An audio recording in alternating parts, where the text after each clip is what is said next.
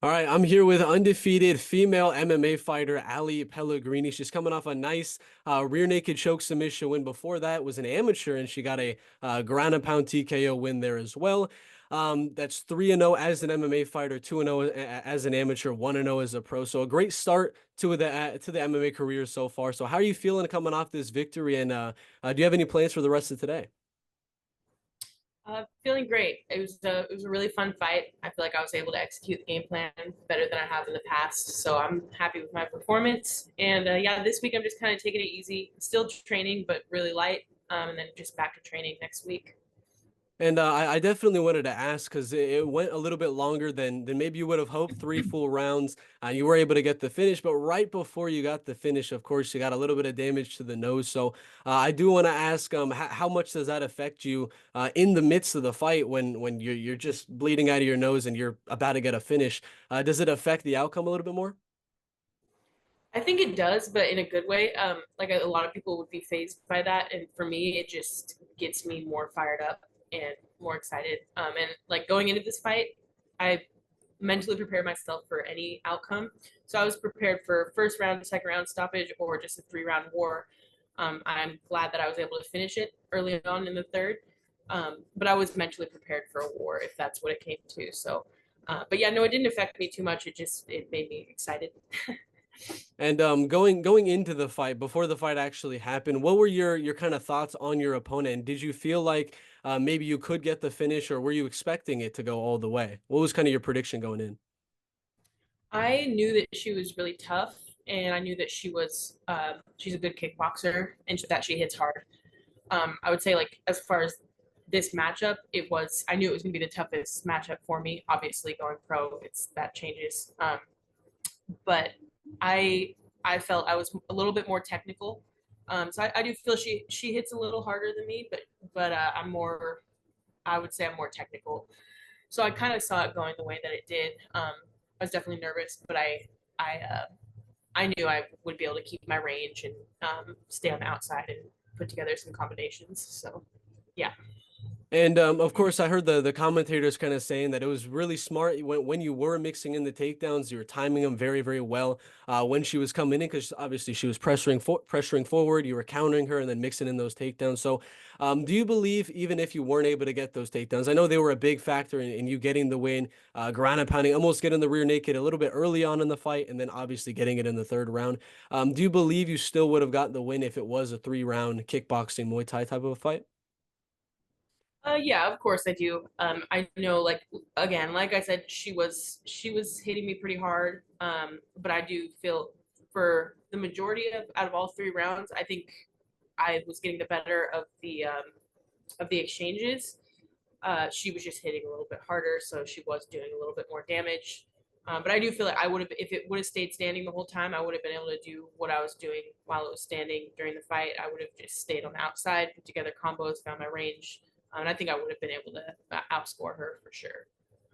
And you got the finish in round number three, but there was a few moments a little bit earlier on in the fight where you were going for arm triangles, you were going for rear nakeds. Did any of those moments, even the ground and pound when you had full mount, did any of those moments feel like you were going to get the finish in that exact moment? Yeah, I knew. So I had the arm triangles somewhere in the second, Yeah. and I had it locked in really tight. I could have dismounted and finished it, but in an MMA fight, if I have a mount position, I won't give it up. It doesn't matter if I have the slab or not, because I could tell she couldn't breathe. I could hear her trying to breathe, and, but I wasn't going to dismount. I wanted to keep my position, and I would. My coach probably hates me for it, but I'd rather go for the ground and pound than dismount and go for a sub. Um, so yeah, I definitely had. I was pretty close a couple times, especially with that arm triangle. But I would rather just keep striking. So And you were kind of talking a little bit earlier about how going into the fight, you knew this was going to be a pretty tough fight. Obviously, your professional MMA debut. Was this a little bit harder than the amateur fights? Because I believe one of them did go to a decision. Would you say this has been your hardest fight to date? I will say it was the hardest fight, but just for different reasons. Because I've had hard fights in the past where like it was hard because I gassed out or because I made it hard for myself. Um, but this one I would say as far as like my approach to it, it was the most fun I've had in a fight. It was the best I've executed my game plan. I would just say as far as the opponent goes, it was definitely the toughest opponent I've had. Yeah. And how does it feel? Because not a lot of girls are able to make their professional MMA debut in a big organization like Invicta FC. So you got a great opportunity early on. You were able to definitely capitalize on it. So how does it feel to be in this position so early into your career? It feels amazing. It's definitely everything I've ever wanted. And yeah, like I knew going into this that this was my one shot to make a big statement.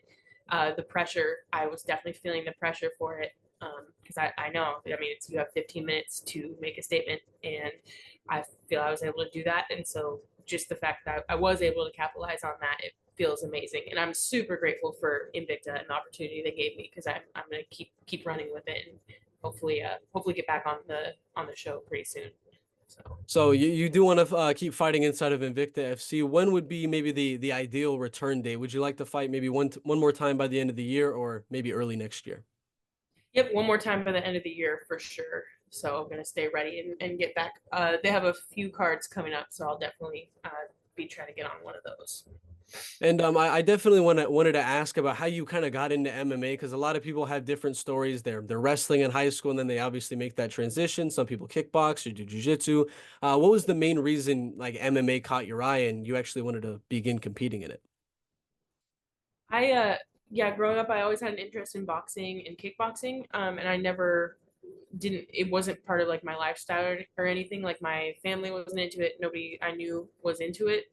So it took me a really long time to figure out how to start training. And once I felt I was ready, I think I was 17 the first time I walked into a Muay Thai gym, and then it took a while for me to get consistent with it. So by the time I was like 21, I was pretty consistent training every day Muay Thai.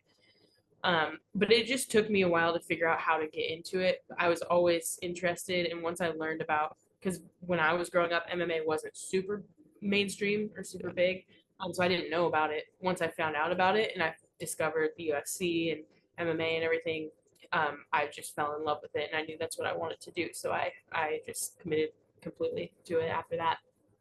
And I wanted to talk about, of course, your weight class is 145 pounds. I know eventually you did say that you wanted to move down to 35 when you actually needed to, but obviously the cutting weight part is not a good part about MMA. It's obviously a rough thing to do, especially on the regional scene where fights can get canceled fairly easily, and you won't even be able to compete when you're cutting all that weight. So. Do you plan on in Invicta FC just staying at 145 pounds until maybe a bigger organization does call?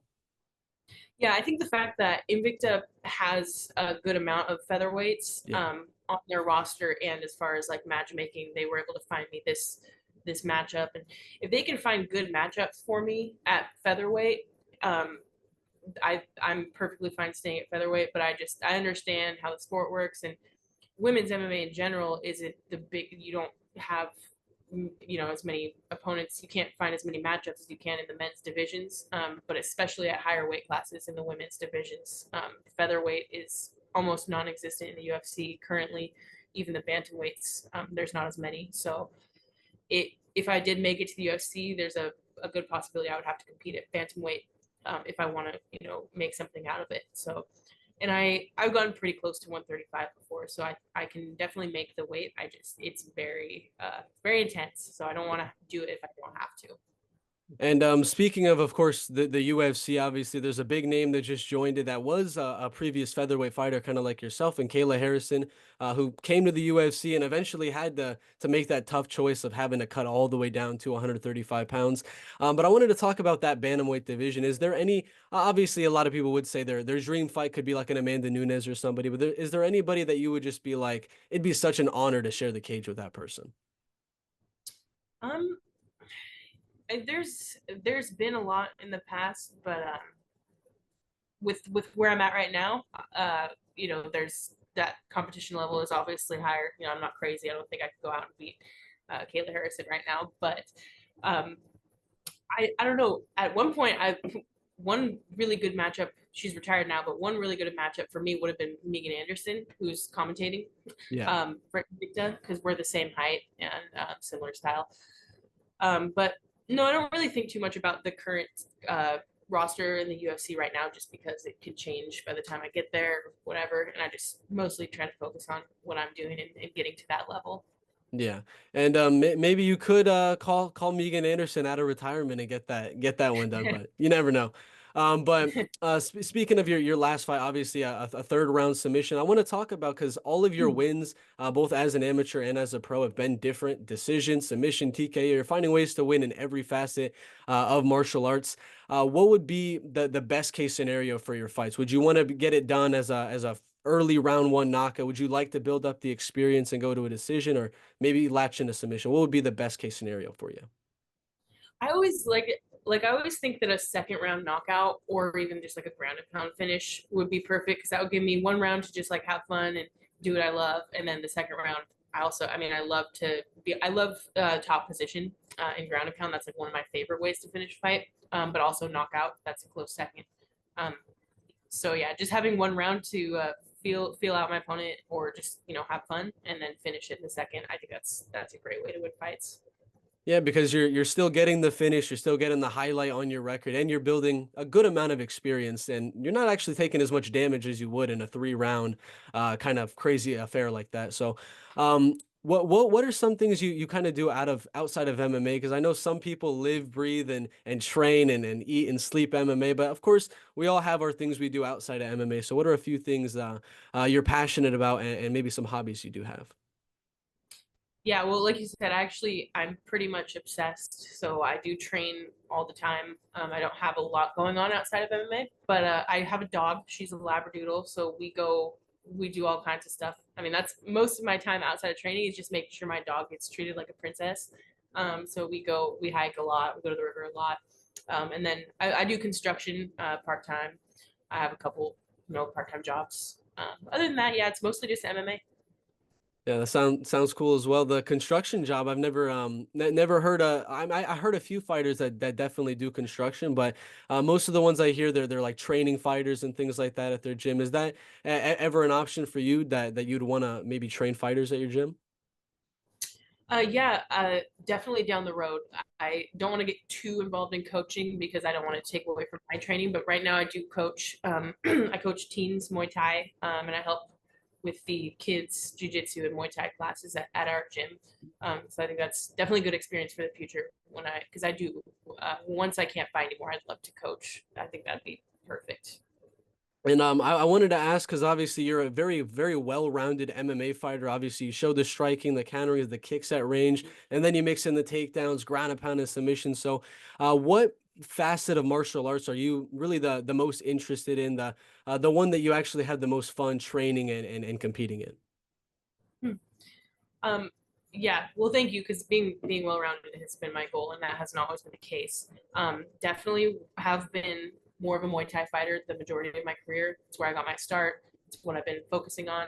And I think when you first start out, it's good to, I mean, you want to train everything, but when you first start out, it's good to focus on one thing at a time. And I knew that, so I really did just mostly do Muay Thai for the first couple of years. I was really, really bad at jujitsu, like so bad, worse than most people. So it took me a long time to learn, um, and I hated it at first too, but then I fell in love with it once I got decent at it.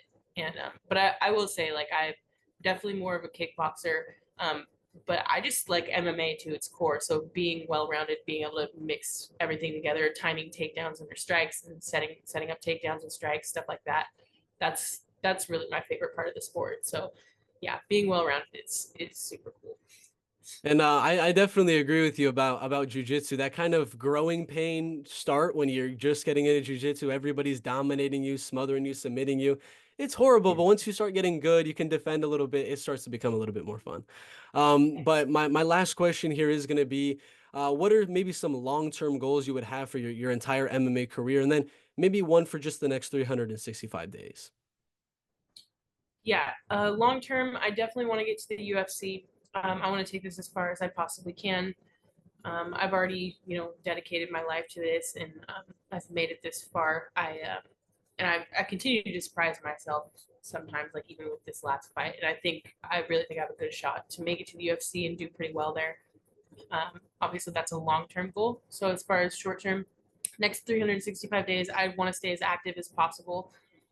So like I said, I'm gonna be trying to get back on Invicta before the end of this year, and then next year stay active, maybe 3 or 4 fights, and just see how far I get with those next few fights, and see where that takes me. Sounds like a plan for sure. But thank you so much for taking the time to do this interview before training later on today. So if you have anybody you want to thank, any sponsors, any friends, any training partners, I'll leave the floor to you. Yeah, well, first I'll go ahead and thank my sponsors, Emotion Chiropractic and Women of Combat.